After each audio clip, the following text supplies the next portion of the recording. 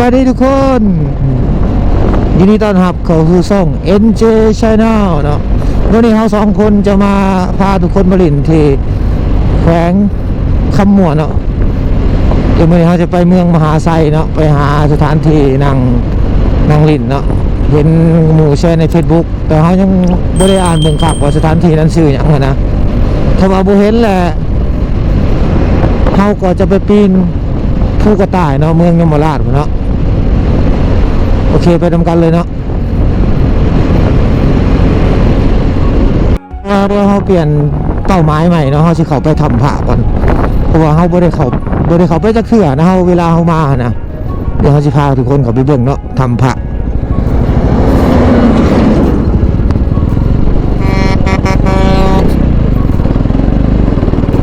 สามซ่า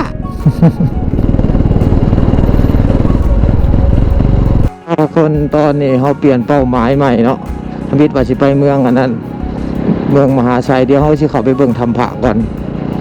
ทำผ้านี่เขาก็บ่ได้มาโดนเลยเขามาแต่ปีที่เขาเรียนหนังสืออยู่เนาะเดี๋ยวนี้ว่าจักสิเป็นสภาพสิคือเก่าบ่คือเก่าเนาะแต่ถนนหนทางยังคือเก่าเนาะบ่มีการเปลี่ยนแปลงเดี๋ยวไปเบิ่งนำกันเนาะว่าสิเป็นอะไรเดี๋ยวเขาใกล้สิฮอดเดี๋ยวนี้เฮาใกล้สิมาฮอดทำพระแล้วเนาะประมาณอีก2 กิโลเมตรก็ฮอดทำพระน้องปลาฝาเนาะโอเคไปกันเลยเนาะ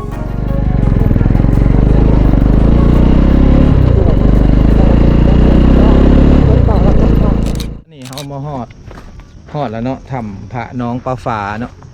เมื่อก่อนเฮามายังบ่มีหนทางเข้าแบบนี้ตะกี้นะยังในย่างลุยอยู่ลุ่มเข้าไปตะกี้ตอนมาปีใหม่แต่โดนๆแล้วแหละตอนนี้เพิ่นเฮ็ดใหม่ก็หลายปีแล้วแต่ว่าเฮาบ่ค่อยได้เข้ามานะเฮาขี่ก้ายตลอดก็เลยเมื่อนี้ว่าบ่ได้ไปไสเลยเวลามันก็สั่นแน่นะเฮาก็เลยว่ามานี่เลยซะมาทำพระน้องปลาฟ้านี่เนาะมาเบิ่งดีกว่าเพิ่นได้เปลี่ยนแปลงไปในความเปลี่ยนแปลงของตะกี้กับเดี๋ยวนี้เป็นแนวใดนะเนาะเนี่ยไปเบิ่งนำกันสิเป็นแนวใด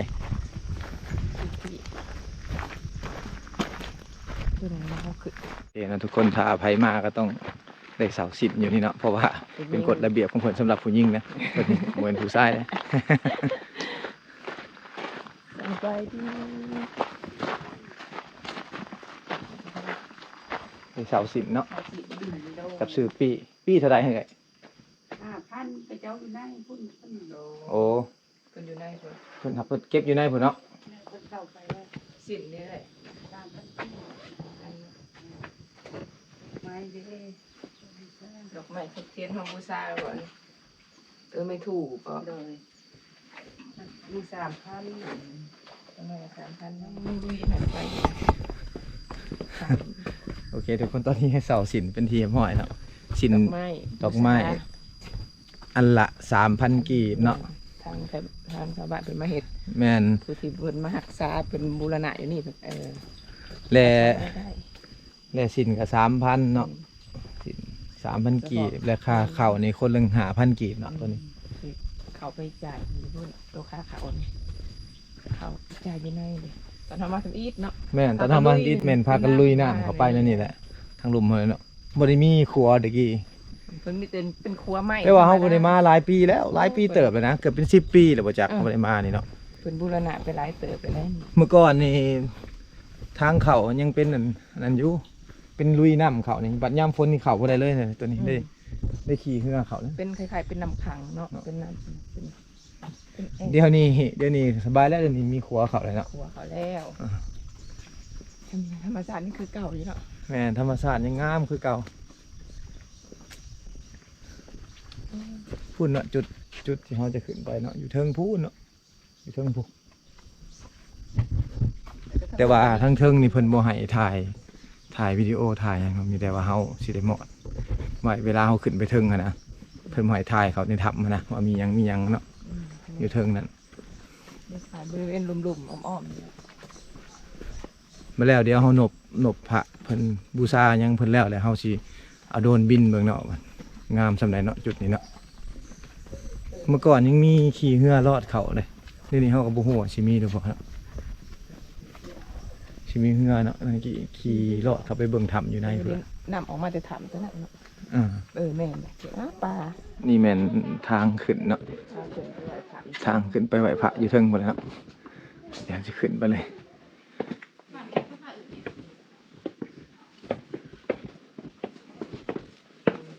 ขึ้นเพื่อน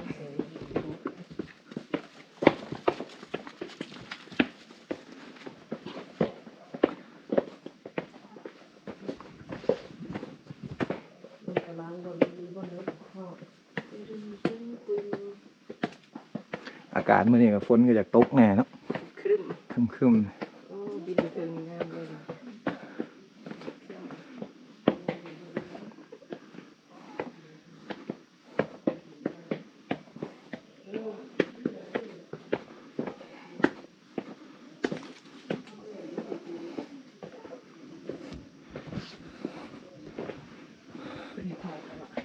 เพิ่นบ่ให้ถ่ายรูปเนาะเดี๋ยวเฮาสิได้นี่เฮาสิได้มอดมอดกล้องเข้าไว้เนาะเพราะว่าเพิ่นบ่ให้ถ่ายรูปหั้นนะเนี่ยสิเข้าไปนบเพิ่นแล้วเฮาก็สิได้ออกมาเนาะ เกือบมียังไม่ใส่เล่ม โอเคทุกคนตอนนี้เฮาออกมาแล้วเนาะเฮาไปบูชาเพิ่นเรียบร้อยเนาะและตอนนี้ถ้าฝนบ่ตกแล้วเฮาสิเอาโดรนบินให้เบิ่งเนาะว่ามุมสูงอยู่ถ้ำน้องปลาฟ้านี่เป็นอะไรเนาะถ้ำพระน้องปลาฟ้าเนาะว่าเป็นอะไรเนาะบรรยากาศว่าดีหลายเนาะ ลุ่มลื่นเย็นสบาย ทางหลังเฮานี่เนาะเป็นวิวลมวิวงาม ตอนนี้เขายังอยู่ทึ่ง จะเฮาสิลงไปรวมแล้วเฮาสิถ่ายรูปแล้วเฮาสิเอาโดรนบินเนาะเบิ่งภาพมุมสูงนำกันโอเคนะตอนนี้ถ้ำผาน้องปลาฟ้านี่ก็ยังมีอีกจุดหนึ่งที่ว่าเพิ่นให้ขี่เรือลอดเนาะเข้าไปเบิ่งจุดเข้าไปเบิ่งถ้ำทางในเนาะแต่ว่าเดี๋ยวนี้บ่มีคนมาแล้วเนาะบ่มีคนขี่เรือลอดถ้ำปีคนละ 10,000 กีบเนาะแต่ว่าเขาไปเลิกมันก็ยังบ่ฮู้เลยเฮาก็บ่เคยขี่เข้าไปจักเทื่อเนาะตอนนี้ มาทำบริษัทดิเขาไปหน่อย บ่ทำบ่สอดเนาะตัวนี้ มันบ่คือทำกล้องรอนะตัวนี้ทำกล้องรอจะสอดเลยตัวนี้จะโมเมนต์ทำสอดเวลาขี่เข้าไปแล้วจะได้ขี่เข้าระหว่างทางเก่าเนาะเมื่อก่อนเราเพิ่นเห็นปลาฟ้าอยู่ในนี้แหละเนาะปลาฟ้าใหญ่เนาะตัวนี้แต่ตอนนี้เพิ่นว่าบ่มีแล้วเนาะจะไปอยู่ทางใดแล้วปลาฟ้าใหญ่แต่ก่อนเพิ่นเห็นอยู่ปลาฟ้าใหญ่อยู่นี่แหละเนาะ เลยเอิ้นเป็นสัมภาระ แม่นเพิ่นก็เลยห้องทำพระน้องปลาฟ้าเนาะตัวนี้เดี๋ยวใช้เบิ่งเนาะว่าทำอยู่เป็นอะไรเนาะ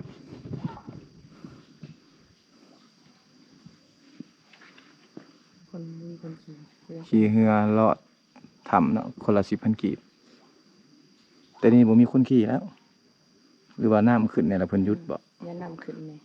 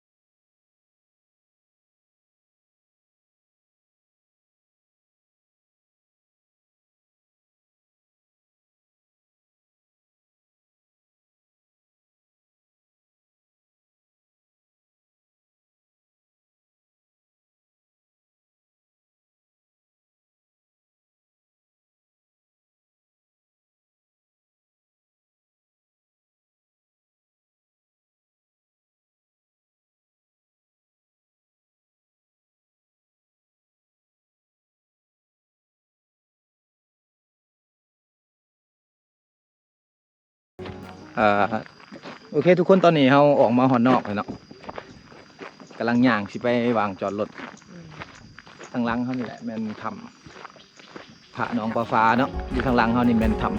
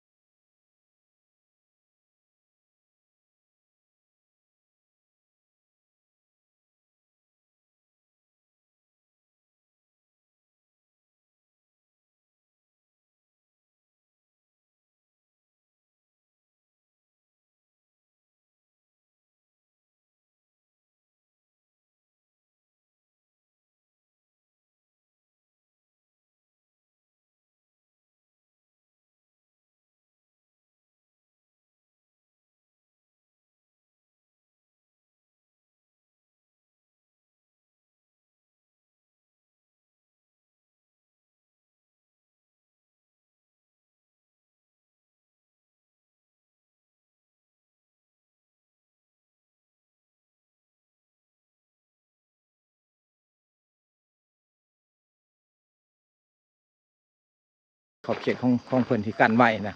แต่ว่าเขาไปในอีกเขาก็บ่ได้เข้าเนาะโอเคถ้าไผอยากมาก็มาเนาะถ้ำน้องประฟ้านี่แม่นตั้งอยู่เมืองท่าแขกนี่เนาะเมืองท่าแขก เป็นทางกับเขามาสบายเลย เส้นทางเขามาสบายแต่ก่อนหลายเข้ามาก็ประมาณ5-6 กิโลนี่แหละ อืม สิประมาณนี้แหละเนาะ แม่น เข้ามาก็